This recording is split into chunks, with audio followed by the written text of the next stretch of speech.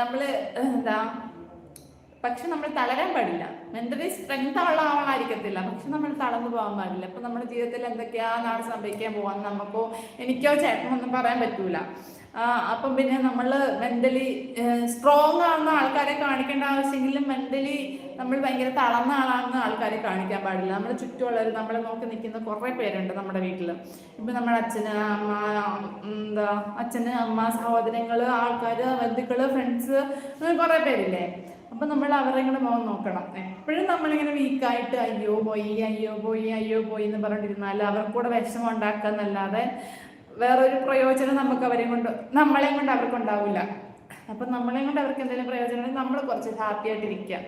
നമ്മുടെ വിഷമത്തിൽ സങ്കടപ്പെടുന്നവരാണെങ്കിൽ മാത്രം കേട്ടോ.